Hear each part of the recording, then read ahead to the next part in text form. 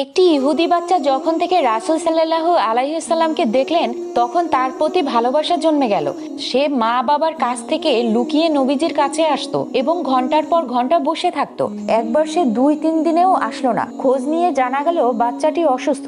তখন রাসূল সাল্লাল্লাহু আলাইহি সাল্লাম নিজেই সেই বাচ্চাটির বাড়িতে গেলেন। নবীজিকে দেখে বাচ্চাটি কান্না করতে শুরু করলো, কারণ তার মা বাবা বলেছিল যে সে আমাদের ঘরে কেন আসবে, কারণ আমরা তো ইহুদি। কিন্তু বাচ্চাটির মনে বিশ্বাস ছিল যে হুজুর তার সাথে দেখা করতে আসবেই। নবীজি বাচ্চাটির কাছে বসে তার মাথায় হাত রাখলেন এবং বুঝতে পারলেন যে তার মৃত্যুর শেষ সময় চলছে। তখন তিনি বললেন, বাবা তুমি কালেমা পড়ো। বাচ্চাটি তার মা বাবার মুখের দিকে তাকালো। বাচ্চাটির প্রতি নবীজির ভালোবাসা দেখে মা বাবা কান্নায় ভেঙে পড়লো। তারা বাচ্চাটিকে বলল, পড়ে নাও বাবা। বাচ্চাটি কালেমা পড়লো এবং দুনিয়া থেকে বিদায় নিল। রাসূল সাল্লাল্লাহু আলাইহি সাল্লামের চোখে পানিতে ভিজে গেল।